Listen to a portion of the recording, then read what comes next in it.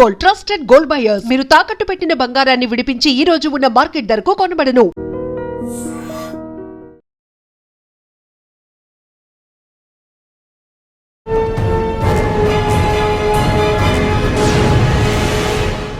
Welcome to crime diaries. Software ఉద్యోగం చేస్తున్న తండ్రికి ఇచ్చిన మాట మీద నిలబడడం కోసం ఓ అమ్మాయి పోలీస్ యూనిఫామ్ వేసుకున్నారు. ఆవిడే ఈ వారం మన గెస్ట్. పేరు భార్గవ్ గారు, డిఎస్పీ, ఎమ్మెల్యేగనూరు, కర్నూలు జిల్లా, ఆంధ్రప్రదేశ్.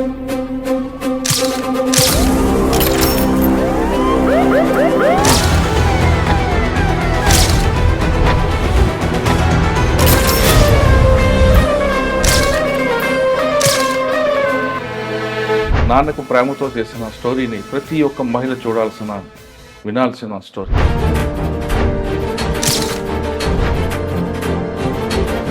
మీరు ఉద్యోగాలు చేస్తూ, పెళ్లి చేస్తూ, పిల్లలకంటూ మరి ఇంకోసారి పోలీస్ యూనిఫామ్ కోసం అని మా చిన్నప్పటి నుంచి మా ఫాదర్ ఒకటే చెప్తూ ఉండేవారండి, మనకి ఆస్తులు అని అంటే మన చదివే మన ఆస్తి అని. ఇప్పుడు మీకు బాంబేలో జాబ్ వచ్చింది, ఆర్బీఐ అంటే సేఫ్, ఉద్యోగం సేఫ్ ఉంటది, చాలా బాగుంటుందండి. మరి ఎందుకు ఇటు రావాలంటున్నారు? అదే మా ఫాదర్ నన్ను ఆర్బీఐలో చూడాలన్నది ఆయన డ్రీమ్ కాదు, నాకు సర్వీసెస్ లో చూడాలన్నది ఆయన డ్రీమ్. అప్పటికి నాకు డిఎస్పీ వచ్చిందని తెలిసేసరికి నేను ఆర్బీఐలో జాబ్ చేస్తున్నాను. ఫస్ట్ టైం ప్రెగ్నెన్సీ నాకు అప్పుడు. I was carrying at that time, delivery కూడా అవ్వలేదు. సో నేను ఇంట్లో ఉండేసరికి చాలా డిప్రెస్ అయిపోయేదాన్ని. అంటే ఎప్పుడు కూడా ఎక్కువ చదువుకోవడము, జాబ్ చేయడం, ఏదో ఒకటి చేస్తూ ఉండేసరికి. యూనిఫామ్ చూసి ఫాదర్ గాని మీ హస్బెండ్ ఏమన్నారు? ఫీడింగ్ బేబీని వదిలేసి, మా బాబుకి 4 years, పాపకి 5 months, ఆ పిల్లల్ని వదిలేసి మా మదర్. ఎలా వచ్చిందండి అంత కాన్ఫిడెన్స్ లెవెల్ మీకు? ఎలాగైనా సాధించాలి అని పట్టుదల? అక్కడికి వెళ్ళిన తర్వాత ఆ సిచ్యువేషన్ మనల్ని నడిపించేస్తుంది ముందుకి. ఒకటి నేను చేయలేను, నేను ఎందుకు చెయ్యాలి అని నేను ఎప్పుడూ ఆలోచించలేదండి. చాలా మంది అలా ఉంటారు, చెయ్యగలిగి కూడా చెయ్యరు. మళ్ళీ ఎనర్జీ తీసుకురావడానికి ఫుడ్తో పాటు ఆ మోటివేషన్ అన్నీ అంటే మీలో మీరే ప్రిపేర్ అయ్యారా? అదే అడుగుతున్నాను. ఒకటి నేను ఎంత హార్డ్గా ఉన్నా ఇంట్లో వాళ్ళకి చెప్పేదాన్ని కాదు. సరే, ఇంకొక విషయం, ఇప్పుడు మీలా సిచ్యువేషన్ చాలా మంది అమ్మాయిలకి వస్తుందండి, చాలా మంది. అటువంటి వాళ్ళకి మీరు ఇచ్చే మెసేజ్ ఏంటి? ఎంతవరకు చేయగలను ట్రై చేద్దాం అని ఒక్కటే ఆలోచించాను. ఆ ఒక్కటి ఆలోచించడం వల్ల అది నాకు భయంగా అనిపించలేదు. జనాల్లో 2 కేసులు ఉన్నాయి, మంచి కేసులు. మర్డర్ కేసు ఒకటి ఉంటుంది. ఇద్దరు యాక్చువల్ గా చెప్పాలంటే చాలా బెస్ట్ ఫ్రెండ్స్ అండి. అతను ఇతన్ని చంపాడు అంటే ఎవరు నమ్మలేదు అసలు. ఫస్ట్ డబ్బులు ఇవ్వకపోతే మీ వైఫ్ నైనా రమ్మను నా దగ్గరికి అన్నట్టు మాట్లాడేవాడు. దానివల్ల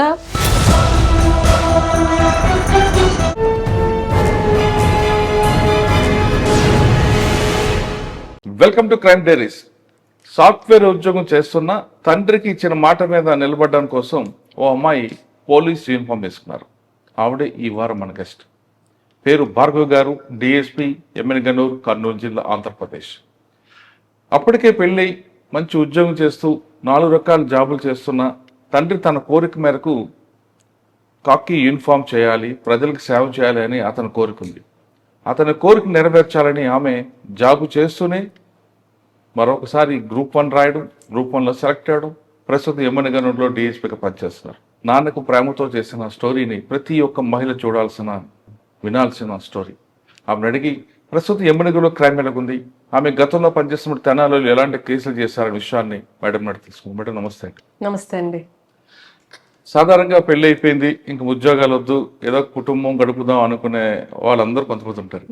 కానీ మీరు ఉద్యోగాలు చేస్తూ, పెళ్లి చేస్తూ, పిల్లలకంటూ మరి ఇంకోసారి పోలీస్ యూనిఫామ్ కోసం ట్రైనింగ్ అవ్వడం, సక్సెస్ అవ్వడం, ఇందులో జాబ్ రావడం చాలా గ్రేట్ మ్యాటర్. అంటే మీ స్టోరీ ప్రతి ఒక్క మహిళకి ఒక ఇన్స్పైర్ అవ్వాలి. అంటే పెళ్లి అయిపోయింది, ఇంక మా జీవితం వంటగదికి, మంచం గదికి ఇవన్నీ కోకుండా కష్టపడాలి, నాన్నకో మాట ఇచ్చాం, ఆ మాట నిలబడాలి, దానికి మీ ఆయన గారు కూడా సహకరించడం, ఈ విధంగా రావడం.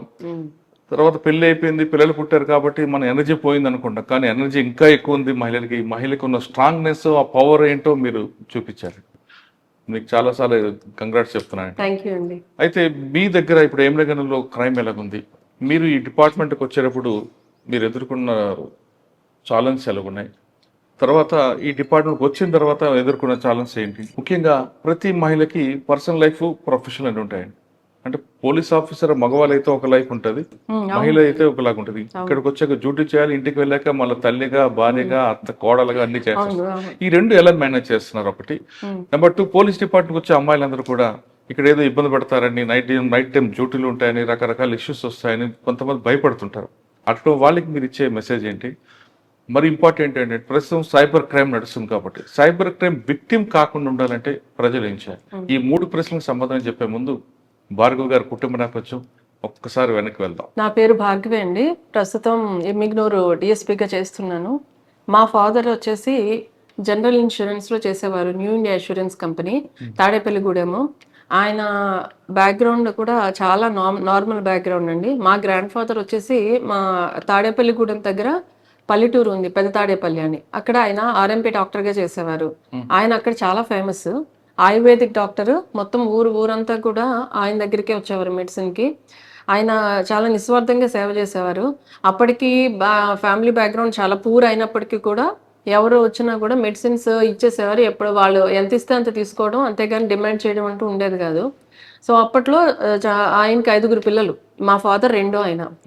అయినప్పటికీ కూడా ఫ్యామిలీ గడవడం కష్టంగా ఉన్నప్పటికీ కూడా ఆయన అట్లా సేవా దృక్పథంతో ఉండేవారు. ఆయన హస్తవాసి కూడా చాలా మంచిది. సో ఊరంతా కూడా మొత్తం పెద్ద తాడేపల్లి అంటే మొత్తం అంతా కూడా ఆయన దగ్గరే మెడిసిన్ వాడడం కానీ ఏదైనా చాలా రెస్పెక్టబుల్ పొజిషన్లో ఉండేవారు ఆయన. మా ఫాదర్ వాళ్ళు చదువుకునేటప్పుడు కూడా చాలా కష్టాలు పడ్డారు. ఈయన పార్ట్ టైం వర్క్ చేస్తూ అట్లా చదువుకోవడము, అలా అక్కడ నుంచి దాదాపు ఒక 20-30 కిలోమీటర్ రోజు నడిచెళ్ళి చదువుకోవడము అట్లా చేసేవారు.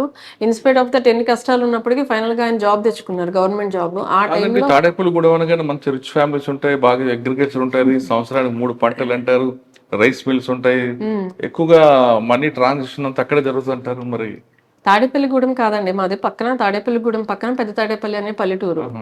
మీరు చెప్పిందంతా కరెక్టే, తాడేపల్లిగూడెంలో రిచ్ ఫ్యామిలీస్ వాళ్ళు ఉంటారు, కాదనట్లేదు. దాంతో పాటు కూడా మిడిల్ క్లాస్ వాళ్ళు కూడా ఉంటారు కంపల్సరీ.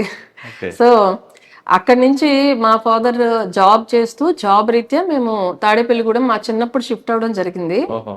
ఆ తర్వాత కూడా మా ఫాదర్ ఎప్పుడు కూడా ఆయన చిన్నప్పుడు ఎంతైతే కష్టపడ్డారో, ఎంత కష్టపడినప్పటికీ చదువుకోవాలి అనే ధ్యేయంతో ఎన్ని కష్టాలు ఎదురైనా ఆయన చదువుకుని ఒక గవర్నమెంట్ జాబ్లోకి వచ్చారు. సో మమ్మల్ని కూడా అలాగే బాగా చదివించాలి అని మా చిన్నప్పటి నుంచి మా ఫాదర్ ఒకటే చెప్తూ ఉండేవారండి, మనకి ఆస్తులు అని అంటే మన చదివే మన ఆస్తి అని.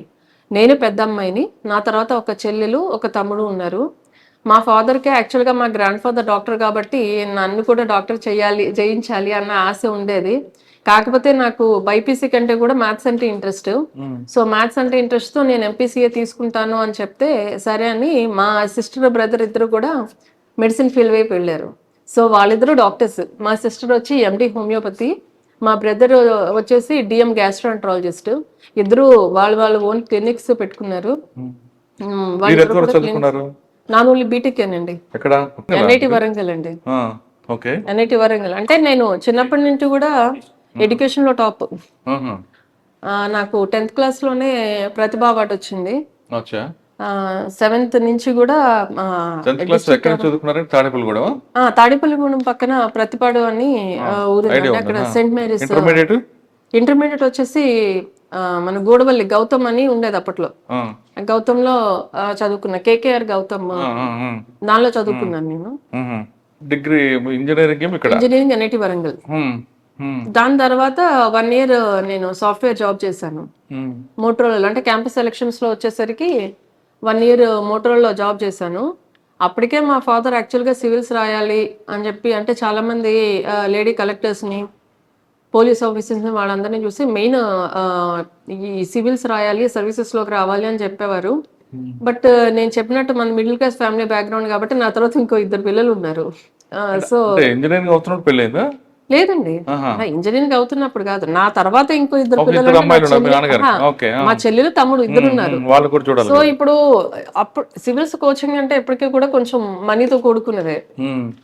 సో నేను మళ్ళీ మా ఫాదర్కి అడిషనల్ గా బర్డెన్ కాకూడదు అని 1 year జాబ్ చేశాను. ఈ 1 year జాబ్ కూడా నేను సివిల్స్ కోచింగ్ నా అంతటా నేను పెట్టుకోవాలి అన్న ఉద్దేశంతో నోట్రోల్లో చేసా, హైదరాబాద్ లో 1 year అయిన తర్వాత, ఎగ్జాక్ట్ 1 year తర్వాత సివిల్స్ కోచింగ్ కోసం వచ్చానండి. అయితే ఫస్ట్ అటెంప్ట్ లో మెయిన్స్ వరకు వెళ్ళాను, ఇంటర్వ్యూకి సెలెక్ట్ అవ్వలేదు. 2 అటెంప్ట్స్ రాశాను, అప్పుడు అవ్వకపోతే దాని తర్వాత ప్యారలల్ గా ఇంకా బ్యాంక్ జాబ్స్ కైనా వెళ్దాము అని చెప్పి ఇదే ప్రిపరేషన్స్ లో బ్యాంక్స్ జాబ్స్ కోసం అప్పుడు పీఓస్ ఉండేది, వాటికి అప్లై చేస్తే 3-4 బ్యాంక్స్ లో వచ్చింది ఒకటేసారి. అవునా? మోటరోలా చేస్తుంటే మన బ్యాంక్ కూడా మోటరోలా వదిలేసిన తర్వాత వదిలేసిన తర్వాత సివిల్స్ కోచింగ్ తీసుకున్నాము. సివిల్స్ కోచింగ్ తీసుకున్నాక 2 సార్లు సివిల్స్ అటెంప్ట్ చేస్తే 2 సార్లు కూడా మెయిన్స్ క్లియర్ అయిపోయింది, ఇంటర్వ్యూకి సెలెక్ట్ అవ్వలేదు, మెయిన్స్ వరకు వెళ్ళాను. దాని తర్వాత ప్యారలల్ గా సివిల్స్ కి చదువుకుంటూనే బ్యాంక్ జాబ్స్ రాసాము. అప్పుడు ఓరియంటల్ బ్యాంక్ ఆఫ్ కామర్స్ ఉండేది, ఇప్పుడు పంజాబ్ నేషనల్ బ్యాంక్ లో కలిసిపోయింది అది. దానిలోనూ ఇండియన్ బ్యాంక్ ఒకటి, ఆ తర్వాత SBI, మూడిట్లో వచ్చిందండి పీఓగా. వస్తే ఓరియంటల్ బ్యాంక్ ఆఫ్ కామర్స్ వచ్చేసి మేము అప్పుడు హైదరాబాద్ లో ఉండేదాన్ని, హైదరాబాద్ లో మా ఇంటికి దగ్గరలో ఉంది. సో అందుకని దాంట్లో జాయిన్ అయ్యాను నేను. ఇంటి దగ్గర నుంచి ఈజీగా వెళ్ళరావచ్చు అని. ఇవి రెండు కూడా ఇంకెక్కడిస్తారో తెలియదు. SBI వచ్చినప్పటికీ కూడా దీనిలో జాయిన్ అయ్యాను. అది చేస్తూ RBI ఎగ్జామ్ రాశాను. అప్పుడే గ్రేడ్ B పోస్టులు పడ్డాయి. రాస్తే దాంట్లో వచ్చింది. దానిలో వస్తే అప్పటికి ఓన్లీ 8 months అయింది నేను దానిలో జాయిన్ అయ్యి, ఓరియంటల్ బ్యాంక్ ఆఫ్ కామర్స్ లో. సో 8 months అయిన తర్వాత అది వదిలేసి RBIకి వచ్చేసాను. RBIలో 5.5 years చేశానండి. RBIలో హైదరాబాద్ లో 4 years చేశాను, 1.5 year ముంబైలో చేశాను. RBIలో చేస్తున్నప్పుడే మళ్ళీ సివిల్స్ రాశాను. RBIలో చేసే ముందు పెళ్ళయింది నాకు. కాదండి, మీరు సాధారణంగా ప్రతి అమ్మాయి కూడా ఉద్యోగం వస్తుంది చాలు అనుకున్న టైంలో మళ్ళీ మీరు చదవడం, మళ్ళీ ఉద్యోగాలు రావడం. అవునండి, నా లైఫ్ లో వెనక్కి తిరిగి చూసుకుంటే ఎక్కువ చదివే ఉంటుంది. ఆల్మోస్ట్ అంతే, నిజంగా అంతేనండి. అలా చదువుతూనే ఉన్నాను. నాకు ఇప్పుడు ఇప్పుడు మీకు బాంబేలో జాబ్ వచ్చింది, RBI అంటే సేఫ్, ఉద్యోగం సేఫ్ ఉంటది, చాలా బాగుంటుందండి. మరి ఎందుకు ఇటు రావాలంటున్నారు? అదే మా ఫాదర్ నన్ను RBIలో చూడాలన్నది ఆయన డ్రీమ్ కాదు, నన్ను సర్వీసెస్ లో చూడాలన్నది ఆయన డ్రీమ్. కేవలం ఆయన ఒక్క కోరిక తీర్చడం కోసం మాత్రమే. అంతవరకు నాకు సివిల్స్ ఇంట్రెస్ట్ లేదు. మా ఫాదర్ చెప్పిన తర్వాత దాన్ని ఇష్టంగా స్వీకరించాను, ఇష్టంగా ఇటువైపు రావాలి అని. కాకపోతే ఎప్పుడో వదిలేసిన సోషల్ అదంతానండి. చిన్నప్పుడు ఎవరికి సోషల్ అంటే ఇష్టం ఉండదు ఆబ్వియస్లీ.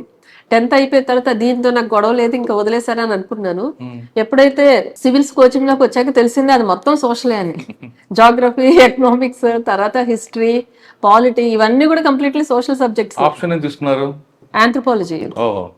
మీకు RBIలో ఉన్నప్పుడు పెళ్ళైంది, పెళ్ళి అవడం RBIలో జాబ్ రావడం ఒకటేసారి జరిగింది. పెళ్ళైన తర్వాత అంటే పెళ్లికి ముందు మీరు ఏమని చెప్పారు? అప్పటికి RBIలో జాబ్ వచ్చింది, నేను సివిల్స్ ప్రిపేర్ అవుతున్నాను. అబ్బాయికి RBIలో జాబ్ అంటే పెళ్లి చేసుకున్నారు ఆయన. కానీ మళ్ళీ మీరు ఉద్యోగం వచ్చిన తర్వాత రాస్తా ఉంటాను ఏమలేదా? అప్పటికే నేను సివిల్స్ రాస్తున్నానని తెలుసు, RBIలో జాబ్ వచ్చిందని తెలుసు. ఇన్స్పైట్ ఆఫ్ దట్ ఆయన నేను ఎలా ఉన్నా ఆయన యాక్సెప్ట్ చేస్తారు. That is my advantage. ఆయన అంటే హీఈస్ వెరీ బ్రాడ్ మైండెడ్. అప్పటికే నాకు ఇలా RBIలో జాబ్ వచ్చిందని చెప్పాము, నేను ఇంకా జాయిన్ అవ్వలేదు. కాకపోతే జాయినింగ్ డేట్ కూడా జస్ట్ మా పెళ్లికి 1 month ముందు వస్తే నేను వాళ్ళని రిక్వెస్ట్ చేస్తే నెక్స్ట్ బ్యాచ్ ఇంకొకటి ఉంది, దాని తర్వాత 1 month తర్వాత అని దానికి ఇచ్చారు. సో పెళ్ళైనా వితిన్ 10-15 days నేను జాబ్కి వెళ్ళిపోయాను. మా పెళ్ళైన తర్వాత RBI జాబ్, అది కూడా చెన్నైలో ట్రైనింగ్ అప్పుడు. సో పెళ్ళైన వెంటనే నేను ట్రైనింగ్కి వెళ్ళిపోయాను. వెళ్ళిపోయిన తర్వాత మళ్ళీ రాశాను, మళ్ళీ సివిల్స్ రాశాను. అప్పుడు ఇంటర్వ్యూకి వెళ్ళానండి, ఒక 3 times ఇంటర్వ్యూకి వెళ్ళాను. IRTS వచ్చింది, దాంట్లో రైల్వే ట్రాఫిక్ సర్వీస్ కి సెలెక్ట్ అయ్యాను నేను. మంచిదే కదా అది కూడా. అవునండి, కాకపోతే చెప్పాను కదా అప్పటికి మ్యారీడ్. అది రైల్వే ట్రాఫిక్ సర్వీస్ అనేది సెంట్రల్ సర్వీస్, అది ఎక్కడ ఇస్తారో తెలీదు. మళ్ళీ వేరే చోటుకి వెళ్తే మా హస్బెండ్ అప్పటికి సాఫ్ట్వేర్ ఇంజనీర్. సో అప్పటికి నేను హైదరాబాద్లో RBIలో చేస్తూ ఉంటున్నాను. సో అది ఎక్కడ వస్తుందో తెలియదు, ఇచ్చిన చోట మా హస్బెండ్ జాబ్ ఉంటుందో లేదో తెలియదు. ఇంకా అందుకని మళ్ళీ ఫ్యామిలీ డిస్టర్బ్ అవుతుందని ఆ ఒకే ఒక ఉద్దేశంతో రైల్వేస్ కి వెళ్ళలేదు నేను. ఇంకా అప్పుడు IRTS వచ్చినా కూడా వెళ్ళలేదు. అప్పుడు ఇంకా అనిపించింది సివిల్స్ రాయడం కంటే నేను ఫ్యామిలీ లైఫ్ ఒక సెటిల్డ్ గా ఉండాలనుకుంటున్నాను కాబట్టి స్టేట్ సర్వీసెస్ అయితే స్టేట్ లోనే ఉంటాం కాబట్టి స్టేట్ సర్వీసెస్ రాద్దామని అప్పుడే ఫస్ట్ టైం రాశాను. సివిల్ సర్వీస్ కోచింగ్ దీనికి పనికొచ్చింది. అంటే నేను ఫస్ట్ ఎప్పుడైతే సివిల్స్ కోచింగ్ తీసుకోవాలనుకున్నా అప్పుడు ఒకసారి తీసుకున్నానండి. ఇంకా తర్వాత బ్యాంక్స్ కానీ RBI కానీ గ్రూప్స్ కానీ ఎక్కడ కోచింగ్ తీసుకోలేదు కాబట్టి ఇప్పుడు దీనికి కరెస్పాండింగ్ మెటీరియల్ తెచ్చుకుని చదువుకోవడమే తప్ప ఇంకెక్కడ మళ్ళీ కోచింగ్కి వెళ్ళలేదు. సో ఆ కోచింగ్ ఆ నాలెడ్జ్ తోటే దీనిలో రాస్తే అప్పుడు దీనిలో DSP వచ్చింది. డిఎస్పీకి కూడా ఆ, నేను పెట్టలేదండి ఆప్షన్. నేను ఓన్లీ డిప్యూటీ కలెక్టర్కి సిటీఓకి పెడితే మా హస్బెండ్ పెట్టారు. నాకు తెలియకుండా ఆయన పెట్టారు సెకండ్ ఆప్షన్ డిఎస్పీ అని. తీరా చూస్తే సెలక్షన్స్ లో సిటీఓ వస్తుందేమో అనుకున్నాను, నేను డిఎస్పీ వచ్చింది. అప్పటికి నాకు డిఎస్పీ వచ్చిందని తెలిసేసరికి నేను ఆర్బీఐలో జాబ్ చేస్తున్నాను. ఫస్ట్ టైం ప్రెగ్నెన్సీ నాకు అప్పుడు. I was carrying at that time, delivery కూడా అవ్వలేదు. అప్పుడు చాలా డైలమా ఉంది. నేను అప్పటికే మేము ముంబై ట్రాన్స్ఫర్ అయిపోయి ముంబై వెళ్ళిపోయాం. 1 year అయింది ముంబై వెళ్ళి. అప్పుడు ఫస్ట్ టైం ప్రెగ్నెన్సీ. నాకు దీనికి వెళ్ళాలో లేదో తెలియదు. పోలీస్ అంటే మీరు అన్నట్టు ఆబ్వియస్లీ అందరు అమ్మాయిలకి ఉండే భయము, టెన్షన్ అంతా మా పేరెంట్స్ కూడా అదే ఫీల్ అయ్యారు. అందులోనే నేను ఎప్పుడూ కూడా నా చిన్నప్పటి నుంచి గ్రౌండ్కి వెళ్ళింది లేదు, ఏ ఎక్సర్సైజ్ చేసింది లేదు. ఎప్పుడు కూడా ఈవెన్ అది గేమ్స్ పీరియడ్ లో కూడా నేను కింద ఎవరో చూడకపోతే పైకి వచ్చి చదువుకునేదాన్ని. క్లాస్ లో కూర్చొని చదువుకునేదాన్ని, హోంవర్క్ చేసుకోవడం, చదువుకోవడం. అంటే ఎప్పుడు అకాడమిక్ గా చాలా టాప్ లో ఉండేదాన్ని అండి. అంటే నాకు ఎంసెట్ ర్యాంక్స్ కానీ ఏఐట్రిబుల్ ర్యాంక్స్ కానీ అవన్నీ చాలా మంచి ర్యాంక్స్ టాప్ లో వచ్చాయి. ఈవెన్ సీఎం గారి దగ్గర నుంచి అవార్డు తీసుకోవడం అన్నీ ఉన్నాయి. కానీ ఎప్పుడు కూడా ఈ డైరెక్షన్ లోకి ఎప్పుడు రాలేదు. ఎప్పుడు అసలు కనీసం రన్నింగ్ చేయడం కానీ ఏది లేదు. అసలు నేను ఎప్పుడు ఏ గేమ్ ఆడలేదు, ఏ స్పోర్ట్ కి వెళ్ళలేదు, ఏం లేదు. ఓన్లీ చదువుకోవడమే.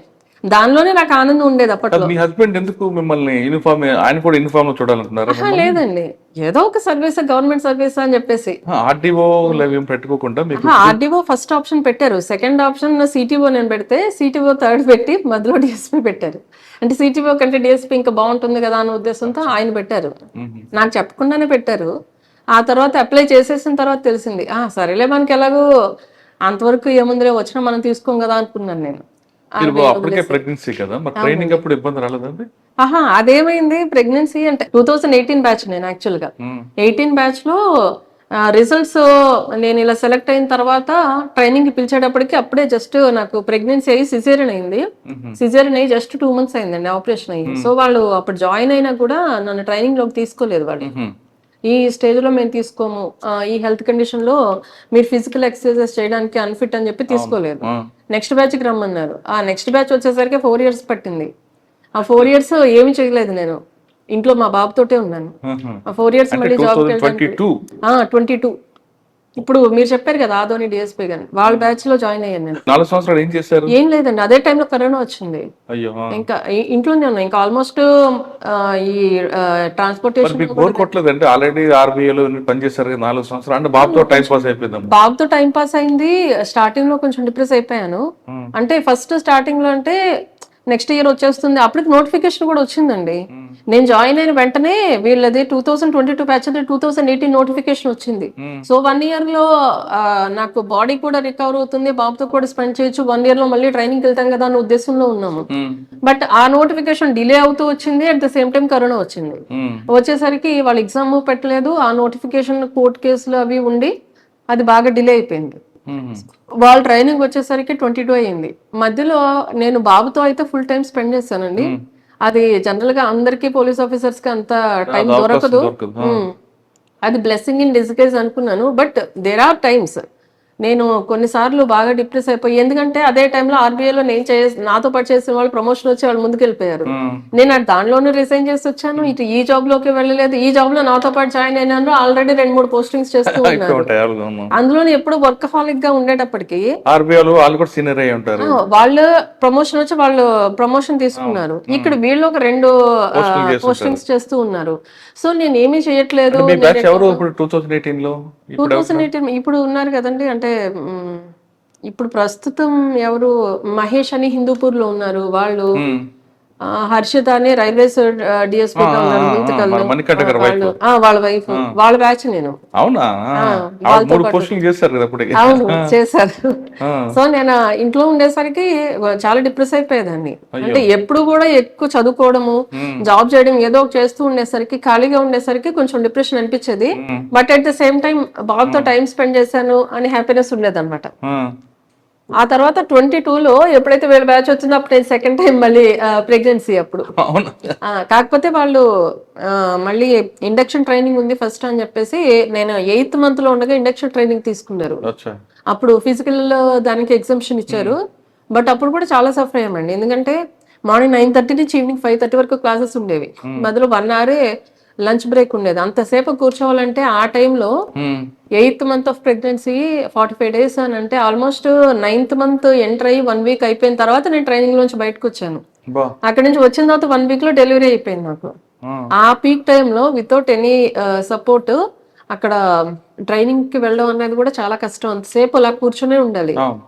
కానీ అక్కడ పీటీసీ ఒంగోలు ఇప్పుడు ప్రస్తుతం విజయనగర ఎస్పీగా ఉన్న దామోదర్ సార్ ఉన్నారు. అప్పుడు పీటీసీ ప్రిన్సిపల్ గా చాలా సపోర్ట్ చేశారు నాకు.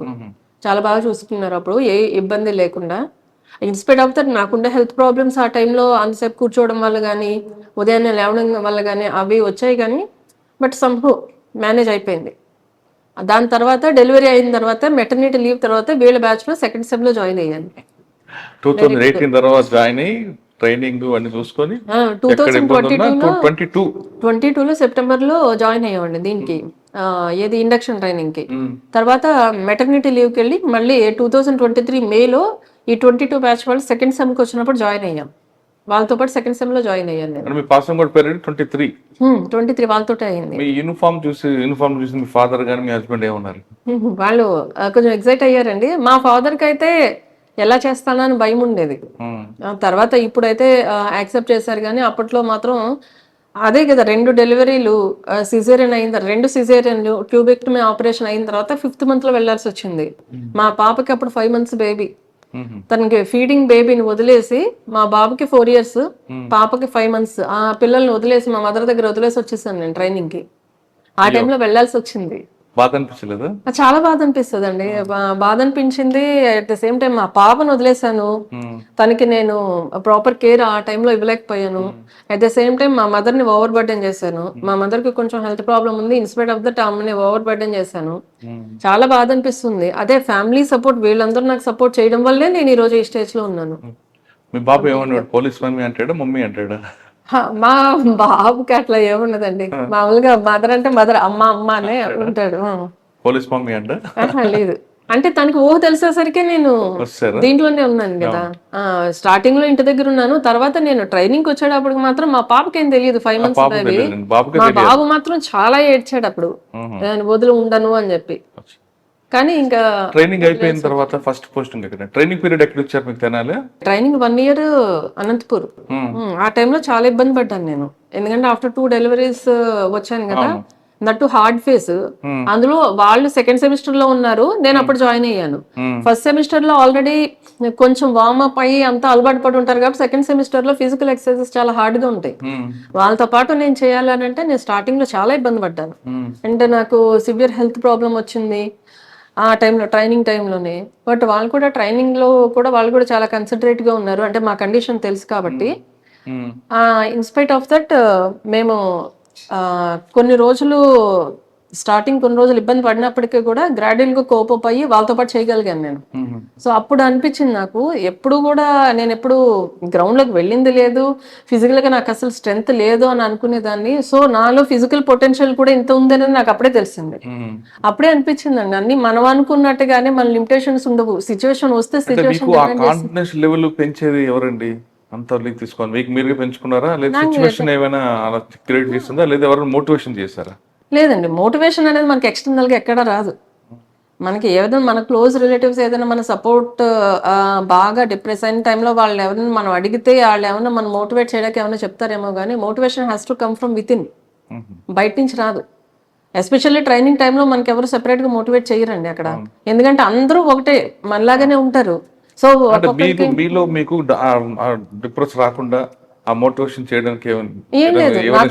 బుక్స్ చదివారా? లేదండి, అసలు అంత టైం కూడా ఉండదు మనకి అసలు ట్రైనింగ్ పీరియడ్ లో. ఫుడ్ ఏం తీసుకున్నారన్నప్పుడు?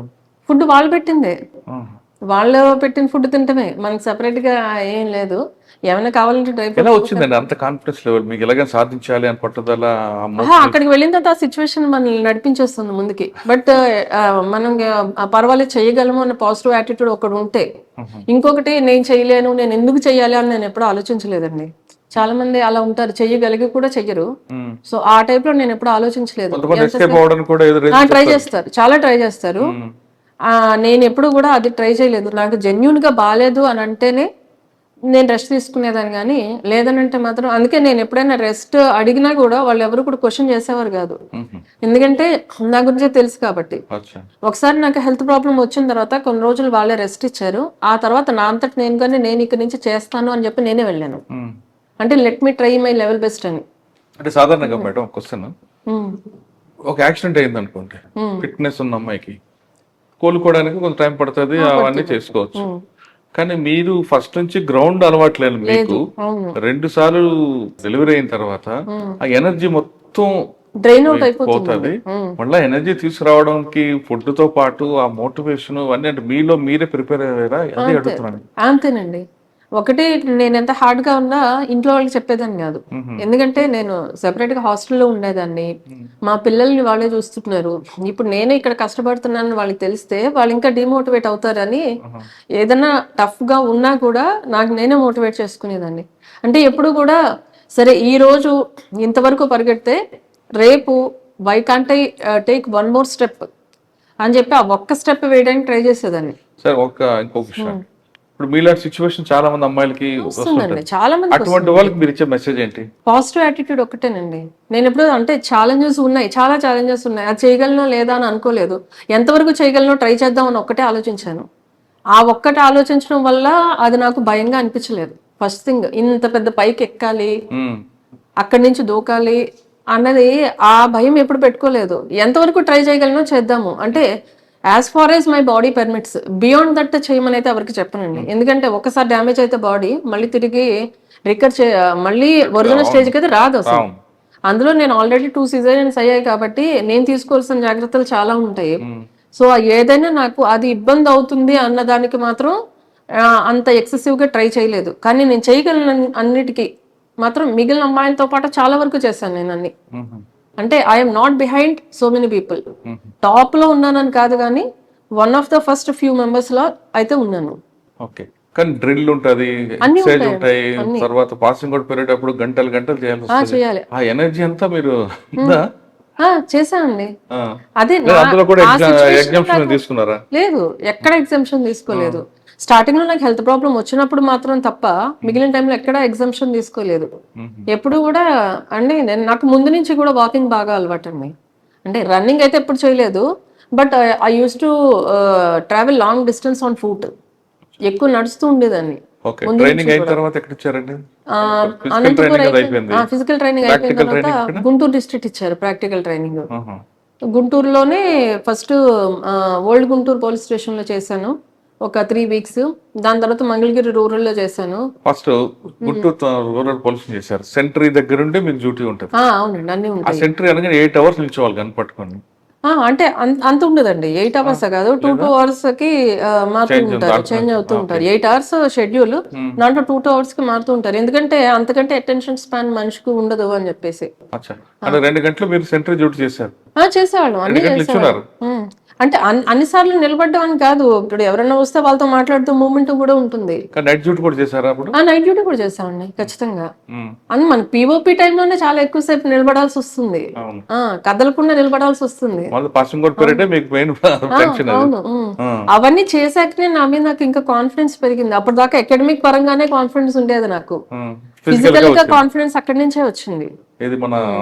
పిటిసి అనంతపూర్. అక్కడ తర్వాత ఎక్కడ చూసారు మేడం? ఫస్ట్ ట్రైనింగ్ అయిపోయింది, ట్రైనింగ్ అయిపోయింది. తర్వాత ఎస్ఐ ట్రైనింగ్ అది మంగళగిరి రూరల్ లో. ఓకే, ఆ తర్వాత సిఐ వచ్చేసి తెనాలి. అప్పుడు ఎస్ఐ డ్యూటీస్ అండి, అన్ని కేసెస్ కి ఏదైనా ఇప్పుడు చాలా మంది డెత్ కేసెస్ కానీ యాక్సిడెంట్ కేసెస్ రిపోర్ట్ అవడం, థెఫ్ట్ కేసెస్ రిపోర్ట్ అవడం, వీటన్నిటికీ సీన్ కి వెళ్ళి చూసి వచ్చేదాన్ని నేను. అక్కడే గ్రౌండ్ లెవెల్ ఎక్స్పీరియన్స్ వచ్చింది నాకు. అంటే ఎస్ఐ రోల్ ఏంటి అన్నది క్లారిటీ రావాలి అని అంటే మనకి అవన్నీ చేస్తేనే వస్తుంది. తెనాలి చేసాము. తెనాలి ఎంతకాలం చేశారు? 2 months. తెనాలిలో 2 కేసులు ఉన్నాయి, మంచి కేసులు. మర్డర్ కేసు ఒకటి ఉంటుంది, కిడ్నాప్ పోక్సో కేసు. ఈ రెండిట్లో లీడ్స్ ఏమి వచ్చాయి, నేను నేర్చుకున్నారు. అంటే ఫస్ట్ నేను వెళ్ళిన 1 week మర్డర్ జరిగిందండి. నైట్ చంపేశారు, మార్నింగ్ వచ్చేసరికి ఆ వాకింగ్ చేసే వాళ్ళు చూస్తే తెలిసింది అక్కడ మర్డర్ జరిగిందని చెప్పేసి. కానీ ఇమీడియట్ గా అప్పుడు మొత్తం అంటే ఒక గ్రేవ్ అఫెన్స్ ఏదైనా జరిగినప్పుడు పోలీస్ ఫోర్స్ అంతా కూడా చాలా యునైటెడ్ గా యాక్ట్ చేస్తారండి. అది మాత్రం నేను ఫస్ట్ అక్కడ నేర్చుకున్నాను. అందరూ కూడా దాని మీద కాన్సన్ట్రేట్ చేసి ముద్దాయిని మనం ట్రేస్ చేయడం జరిగింది ఆ చాలా కేసులో లీడ్ ఏమొచ్చిందండి? అన్ని టెక్నికల్ డీటెయిల్స్, ఉమ్. అన్ని టెక్నికల్ సిడిఆర్స్ కానీ, ఆ తర్వాత ఎందుకు చుట్టుపక్కల చంపాడండి ఆయన? వాళ్ళకి కొంచెం ఇద్దరు యాక్చువల్గా చెప్పాలంటే చాలా బెస్ట్ ఫ్రెండ్స్ అండి. అతను ఇతన్ని చంపాడు అంటే ఎవరు నమ్మలేదు అసలు ఫస్ట్. ఎందుకంటే ఎప్పుడు చూసినా వాళ్ళిద్దరు కలిసి తిరిగేవారు. అట్లా కాకపోతే ఇతని దగ్గర కొంత అప్పు తీసుకున్నాడు ఇంతకు ముందు. ఆ అప్పు తీసుకున్న తర్వాత కూడా ఇతను తీర్చకపోవడంతో ఈ అబ్బాయి, చనిపోయిన అబ్బాయి హైదరాబాద్లో చేసేవారు, ఇతను తెనాలిలోనే ఉండేవాడు. వచ్చినప్పుడు ఎప్పుడైనా సరే ఇతను చంపాలని ప్లాన్ చేసుకున్నారండి. ఎందుకంటే మెయిన్ మోటివ్ వీళ్ళ వైఫ్ని తిట్టేవాడు, వల్గర్గా మాట్లాడేవాడు అని. అది ఇతను జీర్ణించుకోలేకపోయాడు. డబ్బులు ఇవ్వకపోతే మీ వైఫ్నైనా రమ్మను నా దగ్గరికి అన్నట్టు మాట్లాడేవాడు. దానివల్ల బాగా అదే గ్రడ్జ్ పెంచుకున్నాడు. వచ్చినప్పుడు ఫ్రెండ్లీగానే ఉంటున్నాడు, but he's waiting for an opportunity to kill him. ఎప్పుడైతే వీళ్ళిద్దరూ బయట డ్రింక్ చేయడానికి వెళ్ళారు, వాళ్ళ ఇంట్లో వాళ్ళకి కూడా చెప్పాడు నేను అతనితో వెళ్తున్నాను అని చెప్పి. సో మనకు అక్కడి నుంచే లీడ్స్ వచ్చాయి. అతనితో వెళ్లే ముందు ఇలా అతనితో పాటు ఈ నైట్ ఇక్కడే ఉంటాను, రేపు మార్నింగ్ వస్తానని చెప్పాడు. తర్వాత రాలేదు. అంటే వీళ్ళు రాలేదు, వీళ్ళు వెయిట్ చేయలేదు. వీళ్ళు ఎర్లీ మార్నింగే మనకి ఆ పక్క నుంచి ఎవరో వెళ్తున్న వాళ్ళు చూసి చెప్తే వీళ్ళు కూడా తర్వాత ఇతను ఎవరు అని చెప్పి మొత్తం అన్ని డీటెయిల్స్ తీసుకుంటే వాళ్ళు వచ్చి నైట్ ఇతని దగ్గర ఉన్నామని చెప్పారు అని చెప్పేసి మొత్తం మనకు అట్లా లీడ్స్ అయితే వచ్చాయి. అతని దగ్గర ఉంటారన్నా కూడా వీళ్ళు సస్పెక్ట్ ఎందుకు చేయలేదంటే వాళ్ళు ఆల్మోస్ట్ 10 years నుంచి థిక్ ఫ్రెండ్స్. అలాంటి అతను ఈ అబ్బాయిని చంపుతాడని ఎవరు ఎక్స్పెక్ట్ చేయలేదు.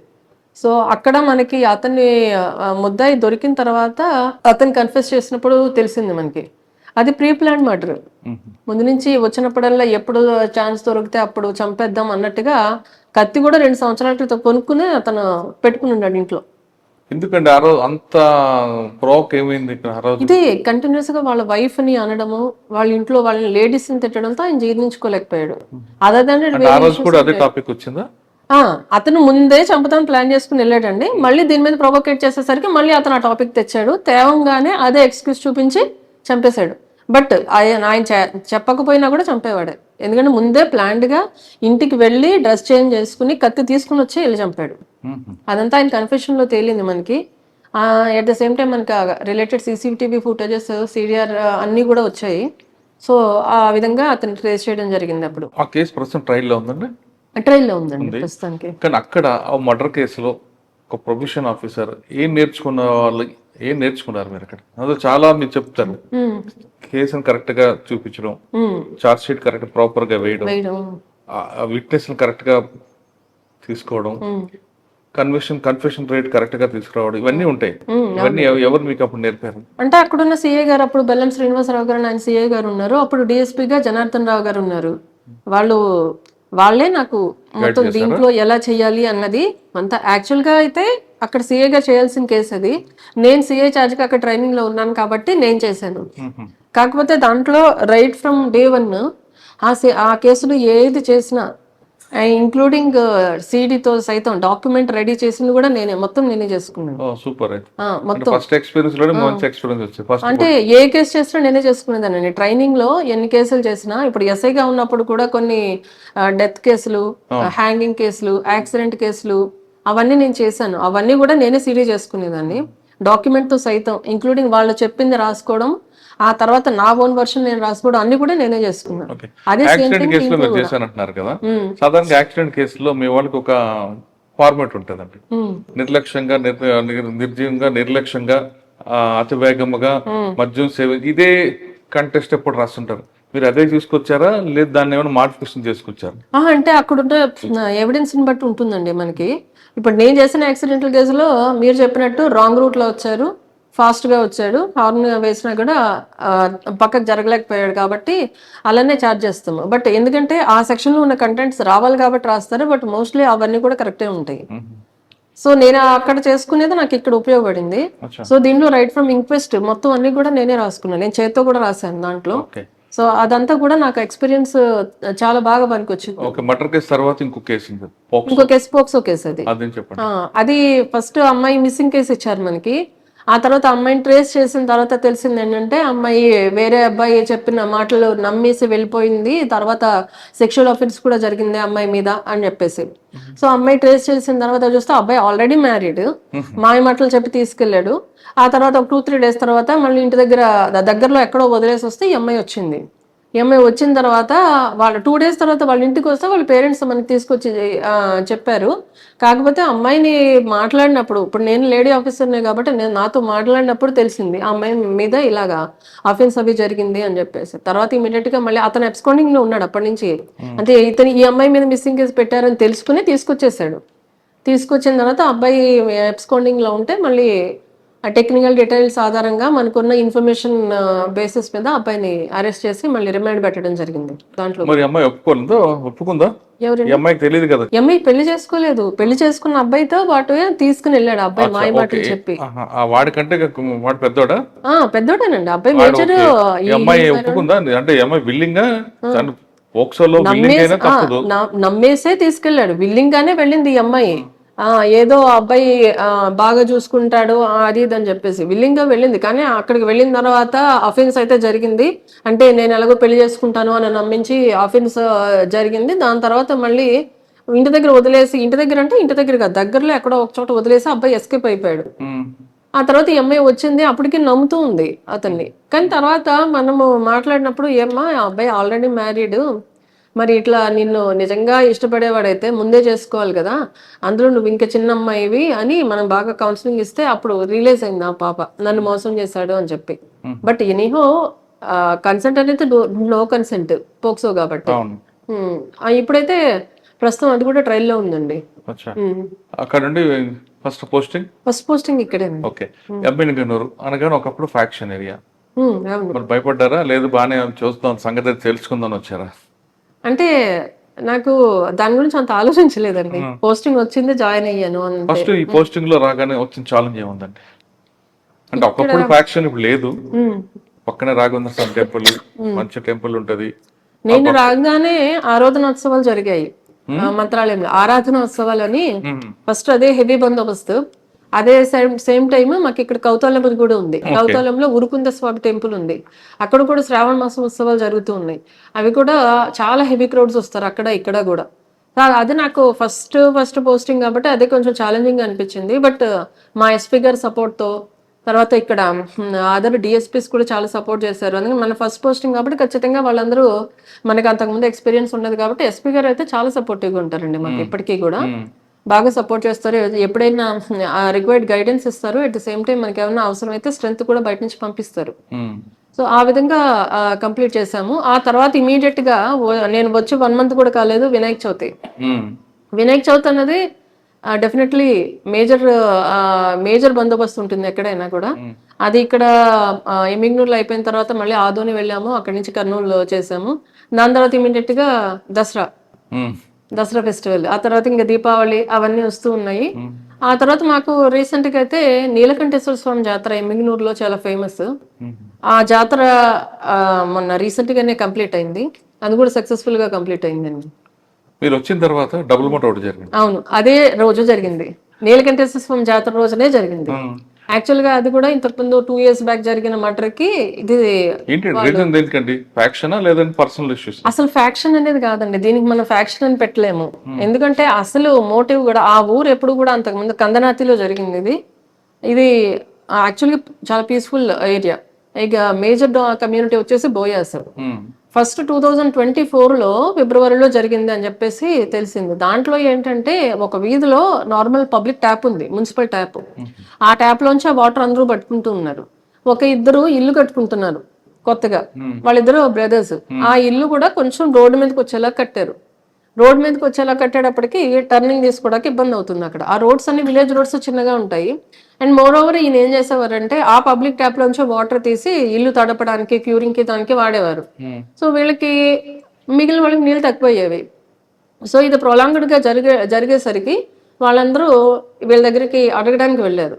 అడగడానికి వెళ్ళినప్పుడు జరిగిన ఘర్షణలో పక్కన ఏదో గరిటె ఉంటే దాంతో తల మీద కొట్టేసరికి సివియర్ ఇంజరీస్ అయ్యి హాస్పిటల్ అడ్మిట్ అయిన తర్వాత ఒక ఇద్దరు చనిపోయారు.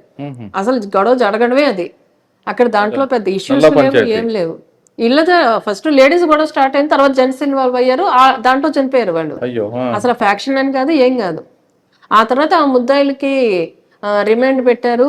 తర్వాత వాళ్ళు చాలా సంవత్సరాలు మొన్నటి దాకా కూడా వాళ్ళు ఊర్లో లేరు. మొన్న దసరాకి వాళ్ళకి అక్కడ జాతర జరుగుతుంది, అమ్మవారి జాతర. ఆ టైంలో వచ్చారు. అప్పటికే మనము హెవీ పోలీస్ బందోబస్తు ఉంది, పికెట్ అన్ని నడుస్తూ ఉన్నాయి. మొన్న ఆ రోజు వాళ్ళు పొలంకి వెళ్తూ ఉన్నప్పుడు ఎదురుగా ఈ వీళ్ళిద్దరు అపోనెంట్స్ ఎవరైతే ఉన్నారో, ఒకళ్ళు కంప్లైంట్, ఇంకొకటి అక్యూజ్డ్, ఏది 24 కేసులో. వాళ్ళు ఇప్పుడు వస్తున్నప్పుడు ఒకరికొకళ్ళు ఆటో ఎదురైతే నువ్వు తీయంటే నువ్వు తీయ అనే టైంలో ఇదిగో వీళ్ళు మనల్ని చంపేసి కూడా ఇంకా హై హ్యాండెడ్ గా ఉన్నారు, వాళ్ళు తగ్గట్లేదు అన్నట్టుగా గొడవ స్టార్ట్ అయింది వాళ్ళకి. గొడవ స్టార్ట్ అయ్యి వీళ్ళు మళ్ళీ మన మీదకి వస్తున్నారు, మళ్ళీ చంపుతారా ఏంటి అన్నట్టు అప్పటికప్పుడు ప్రొవోక్ అయిపోయి, అప్పటికప్పుడు అందరూ అక్కడక్కడే వాళ్ళే కదా, అప్పటికప్పుడు అక్కడ ఉన్న వాళ్ళు ఏవే వెపన్స్ ఉంటే తీసుకొచ్చేసి అతన్ని అటాక్ చేస్తారు ఫస్ట్ పర్సన్ని. కానీ అతను సంభవం ఎస్కేప్ అయ్యాడు. ఎస్కేప్ అయిన తర్వాత ఇంట్లో ఉన్న అతన్ని, పొలంలో ఉన్న అతన్ని వీళ్ళు వెళ్ళి చంపారు. అంటే రీజన్ 2024 24దే. నల్లా పంచాయతీ. అంతే. అప్పుడు చంపారు కదా, ఇప్పుడు కూడా మా మీద ఇంత హై హ్యాండెడ్ గా ఉన్నారు వీళ్ళు అని. ఈ ట్రాక్టర్స్ అది ఎదురుబదురుగా వచ్చినప్పుడు జరిగిన ఇష్యూ అది. అది ముందు ప్రీ ప్లాన్డ్ కాదు, ఏం కాదు. అది జస్ట్ అప్పుడు ఆ సడన్ ప్రొవకేషన్ లో వాళ్ళు వచ్చి, అంటే అప్పుడు అలాగే చంపేశారు, ఇప్పుడు కూడా మమ్మల్ని అలాగే చంపుతారా ఏంటి, ఎప్పుడు కూడా మేము ఇలా లూజింగ్ ఎండ్ లోనే ఉన్నాము అని చెప్పి, అది కూడా కరెక్ట్ గా ఇప్పుడున్న ఎక్యూజ్డ్ ఇళ్ళ దగ్గర జరిగింది. సో ఇమీడియట్ గా గ్యాదర్ అయిపోయారు వాళ్ళు. ఇమీడియట్ గా గ్యాదర్ అయిపోయి వాళ్ళ అంటే అందరూ కూడా ఫార్మర్సే కదా, అక్కడ అగ్రికల్చర్ ఇంప్లిమెంట్స్ ఉంటాయి కదండి, అవి తీసుకుని వచ్చేసారు.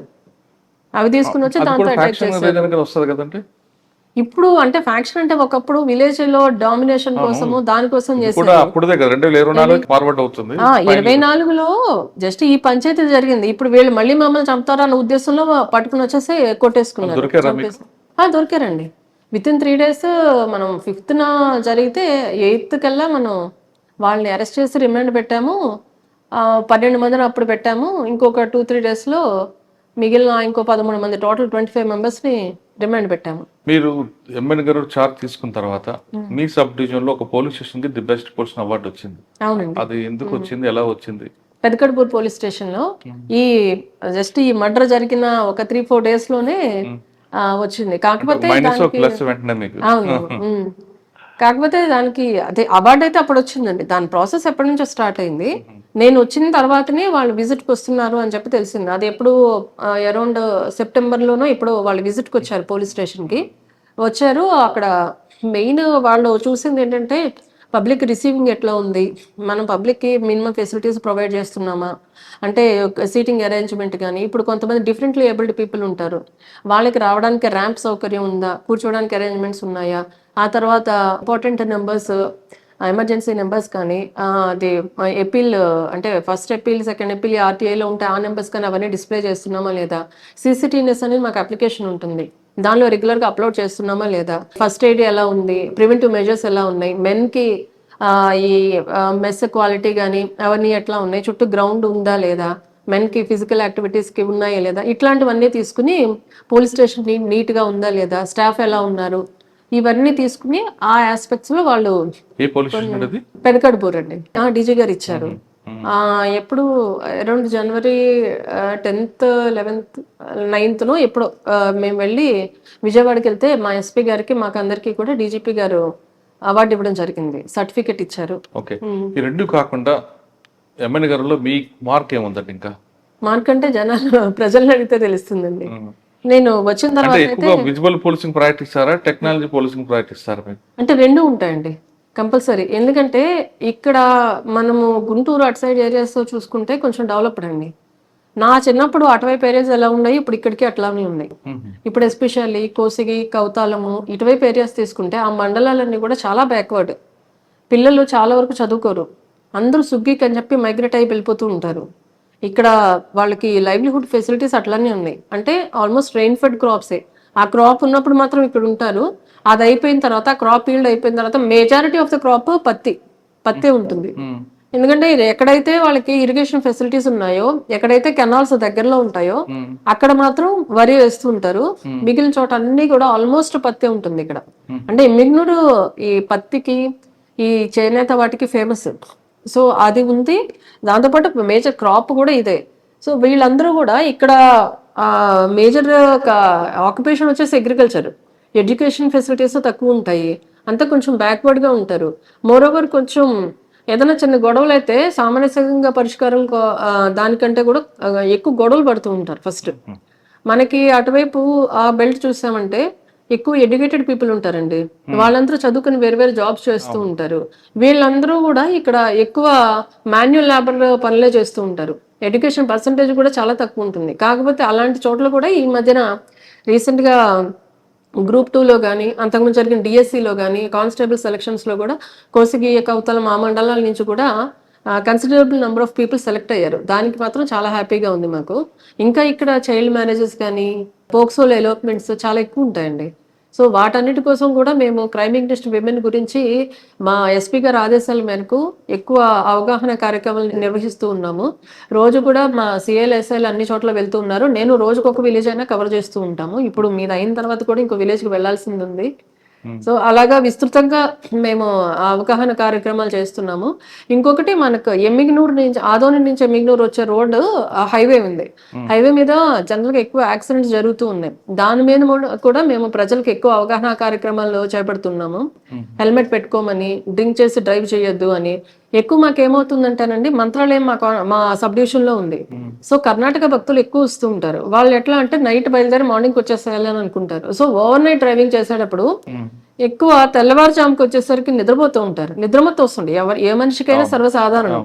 కానీ ఆ టైంలో వాళ్ళని కొద్దిసేపు ఆపి రెస్ట్ తీసుకుని డ్రైవ్ చేస్తే బాగుంటుంది, ఒక హాఫ్ అన్ అవర్ అయినా నిద్రపోయి. కానీ అది చేయకుండా కంటిన్యూస్ గా రావడం వల్ల ఆల్మోస్ట్ నవంబర్లోనండి, నవంబర్ 29 నాకు గుర్తుంది, ఆ రోజు కర్ణాటక నుంచి మంత్రాలయం వెళ్తున్న ఒక ఫ్యామిలీ మొత్తం చనిపోయారు. దాంట్లో ఎక్సెప్ట్ డ్రైవర్ 6 మెంబర్స్ చనిపోయారండి. దాంట్లో 3 years ఓల్డ్ పిల్లలు ఉన్నారు. ఆ యాక్సిడెంట్ అది మనం చూస్తే మాత్రం చాలా బాధ అనిపిస్తుంది. అది కూడా నేనే ఇన్వెస్టిగేట్ చేశాను ఆ కేసు కూడా. కేవలం నిద్రపోతూ కారు లెఫ్ట్ సైడ్ వెళ్ళటం అనేసి కంప్లీట్ గా రైట్కి వెళ్ళిపోయింది. సో ఆ విధంగా కూడా మనం అవగాహన కలిగిస్తున్నాము. ఇక్కడ మన మంత్రాలయంలో కూడా వచ్చే భక్తులందరికీ కూడా కన్నడలో కూడా అనౌన్స్మెంట్ ఇప్పిస్తున్నాం. దయచేసి నిద్ర వస్తే కాస్త రెస్ట్ తీసుకుని డ్రైవ్ చేయండి అని. అదే మళ్ళీ అది చేయడమే కాకుండా మనకి ఇక్కడ ధర్మపురి దగ్గర హలహర్వి దగ్గర ధర్మపురి టోల్ ప్లాజా అని ఒకటి ఉంది. మళ్ళీ ఇక్కడ ఎమ్మిగనూరు నుంచి ఆదోని వెళ్ళే రోడ్ లో బనవాసి అనే విలేజ్ ఉంది. అక్కడ ఇక్కడ కూడా రెగ్యులర్ గా early morning stop wash and go అంటే వెళ్ళే వెహికల్స్ ఆపి వాళ్ళకి కొంచెం వాటర్ ఇచ్చి ఫేస్ వాష్ చేయించి అప్పుడు పంపిస్తున్నాం. ఇవన్నీ కూడా ఈ నిద్రలో డ్రైవ్ చేస్తూ దానివల్ల జరిగే యాక్సిడెంట్స్ ని కట్టేల్ చేయడానికి చేస్తున్నాం. అవి కాకుండా మైనర్ డ్రైవింగ్ మీద ఎక్కువ ఫోకస్ చేస్తున్నాము. మైనర్ డ్రైవింగ్ చేయకూడదని దాని మీద అవగాహన కార్యక్రమాలు చేస్తూ కూడా దానికి రిలేటెడ్ ఫైన్స్ కూడా ఇంపోజ్ చేస్తున్నాం. ఎందుకంటే మనం ఇవ్వాల్సినంత అవేర్నెస్ ఇచ్చాము. ఇన్స్పెక్ట్ ఆఫ్ దట్ మారకపోతే ఖచ్చితంగా పనిష్మెంట్ వేస్తేనే కొంతైనా మార్పు వస్తుంది. డ్రంక్ అండ్ డ్రైవ్ అండి 10,000 punishment, 10,000 fine. At the same time judge గారు కావాలంటే మనం అంత రిమైండ్ కూడా ఇవ్వచ్చు. సో అవన్నీ కూడా విస్తృతంగా అవగాహన కల్పించాము. December 31 రోజు కేవలం ఈ రోడ్ యాక్సిడెంట్స్ మీద విస్తృతంగా ఒక ర్యాలీస్ చేయించాము మొత్తం సబ్ డివిజన్ మొత్తం. ఎలాంగ్ విత్ ఆ పోస్టర్స్ అన్ని కూడా స్వయంగా నేనే డిజైన్ చేశాను. ఎమోషనల్ అపీల్ ఉండాలి అని చెప్పి ఈ అన్ని ఆ రోజు కంప్లీట్ సబ్ డివిజన్ నేను ఇక్కడ ఎమ్మిగనూరు టౌన్ లో చేశాము. సబ్ డివిజన్ ఎవరికి వాళ్ళు చేశారు. ఆ రోజు నైట్ మాత్రం ఎటువంటి ఇన్సిడెంట్స్ లేకుండా చాలా ప్రశాంతంగా గడిచిందండి ఇన్సిడెంట్ ఫ్రీ.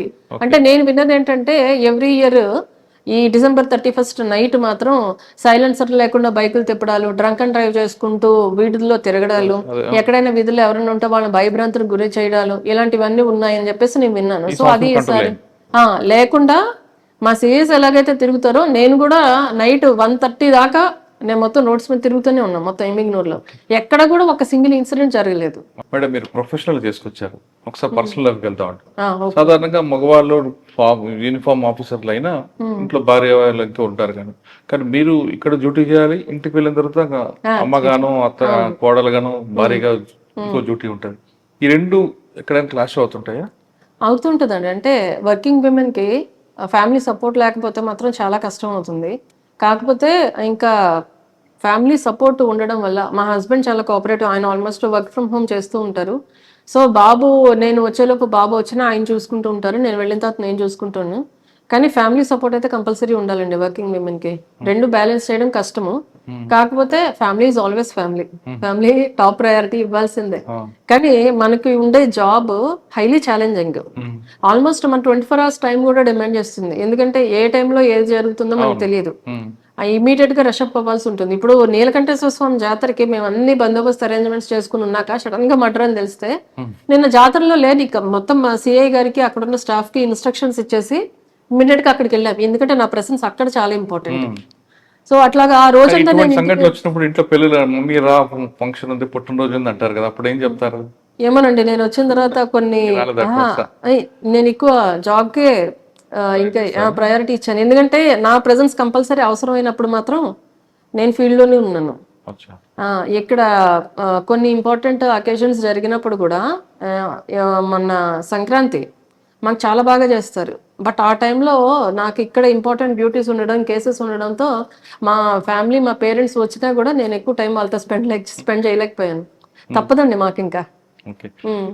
ఇంకా ప్రజెంట్ సైబర్ క్రైమ్ అండి, సైబర్ క్రైమ్ కేసు అయిన తర్వాత మీరు ఇన్వెస్టిగేట్ చేయడం కాకుండా అసలు ముందు ప్రజలను అవగాహన తీసుకురావడానికి ఏపీ పోలీసులు ఎక్కువ ప్రయత్నిస్తున్నారు. అవునండి. మీరేం చేస్తున్నారండి? మేము ఏం చెప్తారు మీరు? రెగ్యులర్ గా ఇప్పుడు ఏదైతే అవేర్నెస్ ప్రోగ్రామ్స్ పెడుతున్నామో అన్ని ప్రోగ్రామ్స్ లో కూడా కంపల్సరీ సైబర్ క్రైమ్ అవేర్నెస్ ఖచ్చితంగా సైబర్ క్రైమ్ వస్తుంటాయండి. సైబర్ క్రైమ్ అనేది అదే చెప్తున్నా కదా, దానికి ఏ పరిధితో సంబంధం లేదు, లిమిట్స్ లేవు. ఎక్కడి నుంచైనా ఎప్పుడైనా సైబర్ క్రైమ్ బాధితులు అవ్వచ్చు. ఒకప్పుడు దొంగదనం చేయాలంటే మన ఇంటికి వచ్చో మన దగ్గరకు వచ్చో చేయాలి. ఇప్పుడు అట్లా కాదు, మనం అక్కడ ఉంటాం, అక్కడ నైజీరియాలో ఉండొచ్చు, ఎక్కడైనా మన బ్యాంక్ నుంచి డబ్బులు తీసేసుకోవచ్చు. మనం సేఫ్ గా ఉంటుందని డబ్బులు ఇంట్లో పెట్టుకోకుండా బ్యాంక్ లాకర్ లో పెట్టుకుంటాం, బ్యాంక్ అకౌంట్ లో పెట్టుకుంటాం. ఆ అకౌంట్ లో డబ్బులు పోతున్నాయి కదా ఇప్పుడు. అదే సైబర్ క్రైమ్. సైబర్ క్రైమ్ లో ఒకప్పుడు ఏంటంటే కొంచెం అత్యాశ గాని భయం గాని రెండింటి వల్ల పోయేవి డబ్బులు. అంటే మనకి ఫోన్స్ వస్తూ ఉంటాయి, స్టాక్ మార్కెట్ లో ఇన్వెస్ట్ చేయండి, దీంట్లో ఇన్వెస్ట్ చేస్తే తక్కువ టైంలో రెట్టింపు లాభాలు లేదా మూడింతల లాభాలు అని చెప్తే ఓకే, తక్కువ టైంలో మనం ఎక్కువ ధనవంతులు అయిపోతున్నాం కదా అని ఆ ఆశతో దాంట్లో వెళ్తూ ఉంటారు. బట్ ఒకటి మనం గుర్తుపెట్టుకోవాల్సింది ఏంటంటే మనకు జెన్యున్ గా డబుల్ అవ్వాలంటే లీగల్ ప్రాసెస్ లోనూ జెన్యున్ గానే అవుతే తప్ప ఏ షార్ట్ కట్స్ ఉండవు దానికి. అది మనం గుర్తుపెట్టుకోవాలి. అదే ముందు చెప్తున్నాము. తర్వాత ఈ మధ్యన ఒక లింక్ వస్తుందండి. నేను ఈ లింక్ లో ఇలాగే రాసి ఉంటుంది, నేను ఇది అబద్ధం అనుకున్నా కానీ ఇది నిజమే, ఈ లింక్ నొక్కితే నాకు 5,000 వచ్చాయి, మీరు కూడా క్లిక్ చేయండి అని. మనము ఎవరికైతే ప్రజలకి అవేర్నెస్ ఇస్తున్నాం, వాళ్ళు సైబర్ క్రైమ్ మీకు ఇట్లా ఫోన్ చేస్తారు లేదా డిజిటల్ అరెస్ట్ అని చెప్తారు, మీకు ఫోన్ చేసి మీ ఓటీపీ చెప్పమంటారు, అవన్నీ చెప్పొద్దు అని మనం చెప్పేటప్పుడు వాళ్ళు కొత్త మార్గాలను వెతుక్కుంటున్నారు. ఎలా అయితే మనం నమ్ముతామో, ప్రజల నమ్మకాన్ని ఏ విధంగా పొందొచ్చో ఆ మార్గాల్లో వాళ్ళు వెళ్తున్నారు. సో ఇట్లా సైబర్ క్రైమ్ అనేది ఒకదానికి పరిమితం అవ్వకుండా రోజు రోజుకి రూపాంతరం చెందుతుంది. సో అన్నిట్లో మనం అవేర్నెస్ ఇస్తూ ఉన్నాము, ప్రజలు కూడా అప్రమత్తంగా ఉండాలని చెప్తున్నాం. ఎక్కువగా ఓటీపీస్ చెప్పడం కానీ, మన మొబైల్ కానీ, మన ఈ బ్యాంకింగ్ పాస్వర్డ్స్ చెప్పడం కానీ అవి ఎవరికి చేయొద్దు అని చెప్తున్నాం. At the same time cyber crime అంటే డబ్బులు పోవడం ఒకటే కాదండి, అమ్మాయిల్ని ఇబ్బంది పెట్టడాలు, మార్ఫింగ్ చేయడాలు, ఫొటోస్, క్లోజ్ ఫొటోస్ ఇలాగ షేర్ చేయడాలు అవన్నీ ఉంటున్నాయి. సో వీటికి కూడా మేము చెప్పేది ఏంటంటే అమ్మాయిలకి ఎస్పెషల్లీ మీ పర్సనల్ ఫొటోస్ ఎవరికి షేర్ చేయొద్దు. ఎంత క్లోజ్ ఫ్రెండ్ అయినప్పటికీ చేయొద్దు, ఎందుకంటే రేపొద్దు టర్మ్స్ ఎలా ఉంటాయో మనకు తెలియదు. ఇంకొకటి, బాగా ఇంటిమేట్ ఫొటోస్ ఏమన్నా ఉంటే కూడా ఫోన్లో పెట్టుకోవద్దు అని చెప్తున్నాం. హ్యాక్ చేయొచ్చు, దీనిలో డేటా వాళ్ళు తీసుకోవచ్చు ఎప్పుడైనా. ఫోన్ పాస్వర్డ్స్ కూడా ఎవరికి షేర్ చేయొద్దని చెప్పేది కూడా అందుకే. ఒకవేళ మన పాస్వర్డ్ తీసుకుంటే ఇమీడియట్ గా ఫోటో షేర్ చేసుకుంటారు కదా. అదే కాదు, జీమెయిల్ పాస్వర్డ్స్ కానీ, ఫేస్బుక్ లో కానీ మనకి తెలియని వాళ్ళ దగ్గర నుంచి, ఫిజికల్ గా ఎదురుగా మనకి లేని వాళ్ళ దగ్గర నుంచి ఫ్రెండ్స్ రిక్వెస్ట్ ఏదే యాక్సెప్ట్ చేయొద్దు అని. ఎందుకంటే మనం పెట్టే పర్మిషన్స్ లో చాలా వరకు ఫ్రెండ్స్ కి మాత్రమే పరిమితం, వ్యూయింగ్ రైట్స్ అవన్నీ ఉంటాయి కదా. ఫ్రెండ్స్ లిస్ట్ లోకి ఒకవేళ ఇలాగ అన్నోన్ పర్సన్స్ వచ్చారంటే మన డేటా వాళ్ళు తీసుకునే ఛాన్స్ ఉంటుంది. సో మన పాస్వర్డ్ షేర్ చేయడం కానీ, ఇలా ఫ్రెండ్ రిక్వెస్ట్ అన్నోన్ పర్సన్స్ దగ్గర నుంచి యాక్సెప్ట్ చేయడం కానీ ఇట్లాంటివి చేయొద్దు. మీ ఫోటోలు ఎవరికి షేర్ చేయొద్దు అని చెప్తూ ఉన్నాము. మళ్ళీ ఓటీపీలు చెప్పడం కానీ, లేదా స్టాక్ మార్కెట్లో ఇన్వెస్ట్మెంట్ అని కానీ, లేదా ఇప్పుడు న్యూ ఇయర్ కదా మీకు గిఫ్ట్ వచ్చిందని చెప్పి ఫోన్ చేయడాలు, లేదా ఇదిగో ఈ లింక్ క్లిక్ చేస్తే దీంట్లో మీ బ్యాంక్ డీటెయిల్స్ అప్లోడ్ చేసుకోండి అని చెప్పడము. ఇట్లా ఈ మధ్య ఎలా వస్తుందంటే బ్యాంక్ నేమ్ తోటే వస్తున్నాయి, బ్యాంక్ వెబ్సైట్ లాగానే కనిపిస్తుంది, but it is a fake website. మనం క్లియర్ గా చూస్తే దాంట్లో స్పెల్లింగ్ మిస్టేక్స్ ఉండడం కానీ, యూఆర్ఎల్ తేడా ఉండడం కానీ ఉంటుంది.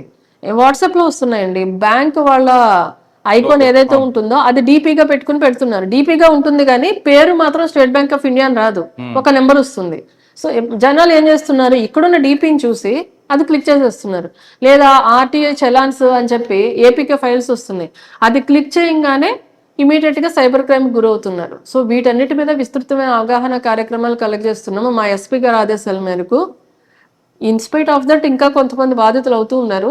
కానీ దీంట్లో ఏంటంటే ఎక్కువ చదువుకున్న వాళ్ళే బాధితులు అవుతారండి, ఎక్కువగా వాళ్ళే బాధితులు అవుతున్నారు సైబర్ క్రైమ్ కి. సో వాళ్ళకి కూడా మనం ఇంకా అవేర్నెస్ క్రియేట్ చేస్తున్నాము. వాళ్ళు ఏంటంటే స్టార్టింగ్ లో వాళ్ళు రియలైజ్ అవ్వట్లేదు. ఒక కొంత పీరియడ్ ఆఫ్ టైం ట్రావెల్ చేసిన తర్వాత వాళ్ళు రియలైజ్ అవుతున్నారు దట్ వాళ్ళు కూడా విక్టిమ్స్ అయిపోయారు అని. పెద్ద పెద్ద డాక్టర్స్ ఉంటున్నారు దీంట్లో, సాఫ్ట్వేర్ ప్రొఫెషనల్స్ ఉంటున్నారు. వాళ్ళు కూడా చిన్న చిన్న అమౌంట్లు కాదు, ఆల్మోస్ట్ క్రోర్స్ లో లాస్ అవుతున్నారు. చేస్తూ ఉన్నాము, బట్ వాళ్ళలో కూడా ఇంకా అవేర్నెస్ వచ్చి వాళ్ళగా ముందు అలర్ట్ అవ్వాలి. ఫైనల్ గా చెప్పండి మేడం, డిపార్ట్మెంట్ లోకి వచ్చే అమ్మాయిలకు మీరు ఇచ్చే మెసేజ్ ఏంటి? డిపార్ట్మెంట్ లోకి ఏదో మనకి అది చేయలేము అని అనుకోవద్దండి. ఏదైనా కూడా మన యాటిట్యూడ్ని బట్టే ఉంటుంది. ఛాలెంజెస్ డెఫినెట్ గా ఉంటాయి, ఎందుకంటే ఫిజికల్ గా కూడా హార్డ్ గా ఉంటుంది, మెంటల్ గా కూడా మనం స్ట్రాంగ్ గా ఉండాల్సిందే. నేను చాలా సెన్సిటివ్ ఎట్ హార్ట్, బోత్ నేను ఫిజికల్ గా సెన్సిటివ్, మెంటల్ గా సెన్సిటివ్ అని నేను అనుకునేదాన్ని. బట్ సిచ్యువేషన్ అలా నన్ను తయారు చేసిందో, లేదా నాలో ఉన్న పొటెన్షియల్ నేను తర్వాత రియలైజ్ అయ్యాను. But I'm able to with stand. మన సిచ్యువేషన్ కి అడాప్ట్ అయితే, but at the same time మనం ఎక్కడ కూడా రాంగ్ రూట్ లో వెళ్లాల్సిన అవసరం లేదు. మన మీద మనకు నమ్మకం ఉండాలి, నాలెడ్జ్ ఉండాలండి. At the same time training period లో కానీ ఏదైనా మన లా మీద ఏదైతే అవగాహన ఉందో అది రావాలి ఫస్ట్. అది వస్తేనే మనం ఎక్కడైనా సర్వైవ్ కాగలం. నాలెడ్జ్ ఇస్ పవర్, అంతే. నాలెడ్జ్ ఉండాలి, మన మీద మన కాన్ఫిడెన్స్ ఉండాలి, ధైర్యంగా ముందడుగు వేయాలి. ఏది ఇంపాసిబుల్ అయితే కాదు. పోలీస్ డిపార్ట్మెంట్ అమ్మాయిలకి ది బెస్ట్ ప్లాట్ఫామ్ అంటున్నారు భార్గవ్ గారు. ఇక్కడికి వచ్చిన తర్వాత ఇది ఛాలెంజ్ జాబ్ కాబట్టి ఎస్కేప్ అవ్వడానికి అవకాశం లేకుండా ఒక నాలెడ్జ్ని కానీ మనం ఇంప్రూవ్ చేసుకుంటే ఖచ్చితంగా ఇది మంచి ఆపర్చునిటీ. ఇందులో పనిచేస్తే పబ్లిక్ నుండి మంచి పేరు వస్తుంది, మనకే కాదు మన కుటుంబాలకు కూడా ఈ పేరు వెళ్తుంది అంటూ భార్గవ్ గారు చెప్తున్నారు. ఆవిడ దగ్గర మనం నేర్చుకోవాల్సింది ప్రతి మహిళ కూడా, నేను పిల్లల కన్నాను, నాకు బాడీ సహకరించదు, ఇంకా నా జీవితం వంటగదికి పరిమితం అనే భావించే మహిళలందరూ కూడా ఈవిడ ఇంటర్వ్యూ ఖచ్చితంగా చూడండి. 2 పిల్లల కన్న తర్వాత కూడా ఆవిడ పోలీస్ ట్రైనింగ్ తీసుకొని ది బెస్ట్ పోలీస్ ఆఫీసర్ అయ్యారంటే ఆవిడకున్న కాన్ఫిడెన్స్ లెవెల్స్ ఎంత లెవెల్ ఉన్నాయనేది మీరు అర్థం చేసుకోవాలి. ప్రతి మహిళకు కూడా ఫిజికల్ కన్నా మెంటల్ స్ట్రెంగ్త్ ఎక్కువ స్ట్రెంగ్త్ ఉంటుంది. భార్గవ్ గారికి మాత్రం మెంటల్ స్ట్రెంగ్త్తో పాటు ఫిజికల్ స్ట్రెంగ్త్ కూడా పెరిగింది. దానికి కారణం అనంతపూర్లో ఒక పోలీస్ అకాడమీ యొక్క ఆఫీసర్ ట్రైనింగ్ అంటున్నారు భార్గవ్ గారు. ఖచ్చితంగా మీరందరూ కూడా అసలు మహిళలకే మెంటల్ టెన్షన్ అనుకుంటారు. మెంటల్ టెన్షన్ కాదు, మెంటల్గా స్ట్రాంగ్ ఉంటారు మీరు. మీ మెంటల్ స్ట్రాంగ్ ముందు ఫిజికల్ స్ట్రాంగ్ అనేది జీరో. కాబట్టి మీరు అందరూ డిపార్ట్మెంట్ రండి, పోలీస్ డిపార్ట్మెంట్కి వచ్చి. ఇప్పుడు మగవారికి కాదు, పోలీస్ డిపార్ట్మెంట్లో మహిళలకు కూడా సమాన హక్కులు ఉన్నాయి కాబట్టి తప్పకుండా మీరు రండి అంటూ భార్గవ్ గారు చెప్తున్నారు. ఇది వారం భార్గవ్ గారితో ఎక్సలెంట్ ఇంటర్వ్యూ. వచ్చే వారం మరో గెస్ట్తో మళ్ళీ కలుద్దాం. అంతవరకు నమస్తే. Thank you madam. Thank you.